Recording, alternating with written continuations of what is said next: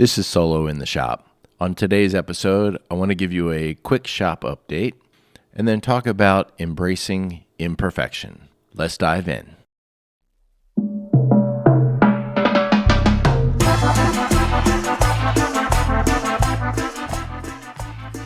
Whether you are a hobbyist, weekend warrior, making commissions for friends and family, or already a full-time maker, if you are solo in your shop, this is the show for you.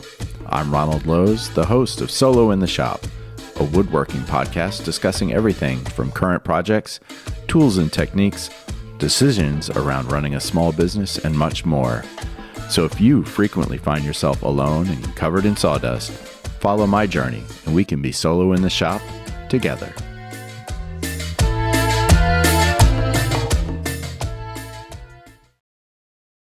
Hello, friends. It's been a busy Columbus Day weekend, Indigenous Peoples Day weekend, depending on your sensibilities. I grew up with Columbus Day, so that's a hard habit to break. Anyway, it's been busy in the shop, too. I finished a dining table that got delivered, and I have 2 new orders for new dining tables. I have the spalted maple dining table that is about halfway done. I have another coffee table that I'm delivering tomorrow. It's very funky. It's got a funky live edge, crazy color. I should say crazy colors. It's yellow and orange and brown and black and it's gorgeous. But it also has, cracks and voids that got filled. So it's a very funky table. I have a 3-foot coffee table that I'm working on today, and then a 50-inch coffee table that's going to get a chessboard in the middle of it that is also in progress. I have a new customer who is in talks with me about a 57-inch round table, and I will hopefully be visiting with her over the next 2 days to talk about chairs and space and go do a visit, measure, and do all that.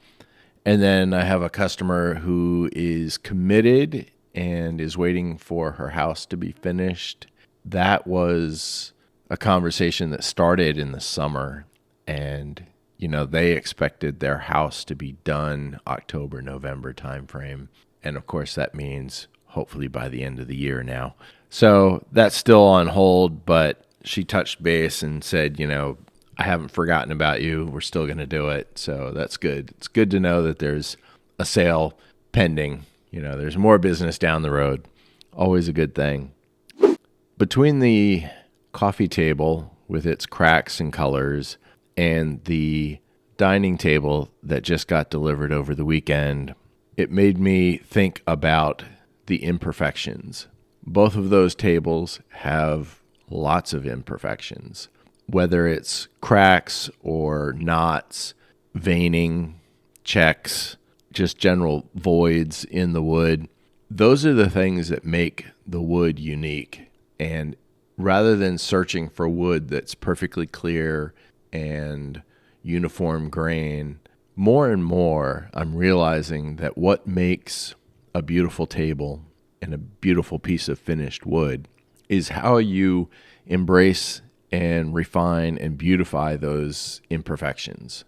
Whether you're filling it with your favorite products, whether you're putting bow ties in, or, there's any number of treatments that you can do to stabilize those imperfections and highlight them. When we delivered the table to New York this past weekend, the customer immediately was drawn to the black veining that was running through both sides of the table. It was a book match table, so there was a vein that ran up one side, dove into the middle, and then showed up on the other side, making kind of a champagne flute shape. And it was very black. The rest of the table was gorgeous brown grain, had a few knots. But they immediately went to the black veining and just loved it. And I've heard these stories before where the thing that you think is a mistake and an unfortunate flaw, the customer sees that and they're like, I love this detail. It's what makes it natural. It is what makes it unique. So more and more, as I'm looking at wood, I'm caring less and less about those kind of imperfections. Now, I look at a piece of wood, and if it's really wavy or twisted, then I'm thinking about the milling and how much wood is actually going to be usable. But cracks and voids and, weird grain, weird live edge, I love it. And customers seem to love it too. So I'm all in, both feet in on the imperfections, so long as the wood is usable and not rotten.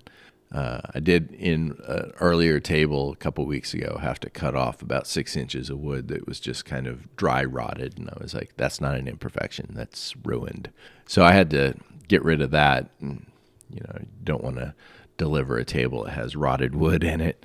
So, and it's kind of ironic that while I'm recording this, the next thing that I'm doing in the shop is making some coffee table legs.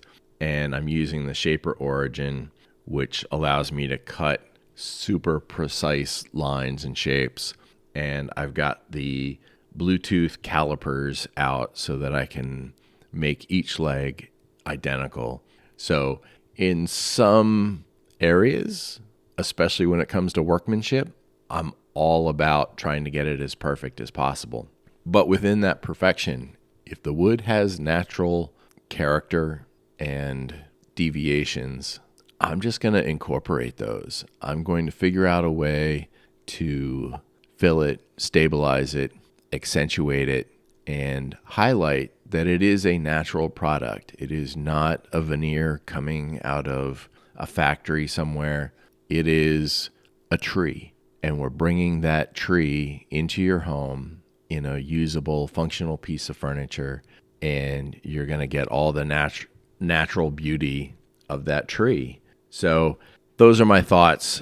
This is a very short episode. It's a busy time, and this was really what was on my mind today. So I'm going to go make some perfect legs and put it on an imperfect tabletop and see what happens. It'll be a surprise to me too. That's what I have for you this week. I appreciate you all. Stay safe in your shop, and I will talk to you again soon.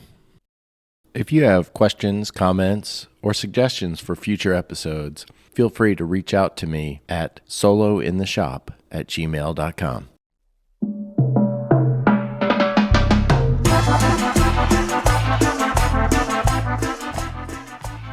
Thank you for listening to today's episode.